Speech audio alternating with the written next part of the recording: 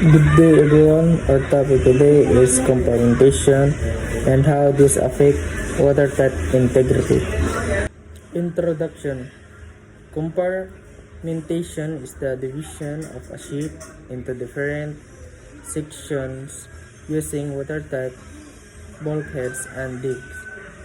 It is designed to prevent the spread of water in case of damage such as collision or grounding. So, mo itong introduction sa compartmentation. Matabang ni siya kay once makaaberya ang barko, like malunod, dili makatag ang tubig. What is compartmentation?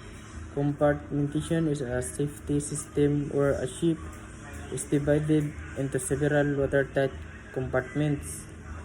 So each section is sealed so that if one compartment is flooded, water will not easily spread to other areas. So, matong gingon ganiha nga ang compartmentation nga dili dayon makatag ang tubig kay every sections kay naay katong pultahan nga putaw nga dili dayon sudlan og tubig o mukatag. So, manang gamit kayo siya sa barko.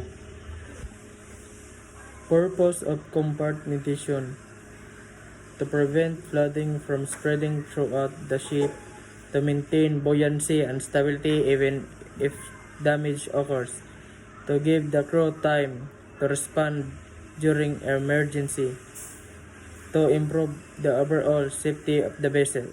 So, mato ang mga purposes of compartmentation. What is watertight integrity? Watertight integrity is the ship's ability to prevent water from entering and spreading inside the vessel. It depends on properly sealed bulkheads, doors, hatches, and other openings. How compartmentation affects watertight integrity? So, proper compartmentation helps maintain watertight integrity. If one compartment is damaged, only that section will flood. Watertight doors and bulkheads must always be closed and well maintained. Open or damaged watertight structures can cause water to spread, increasing the risk of sinking. Compartmentation is essential for maintaining watertight integrity.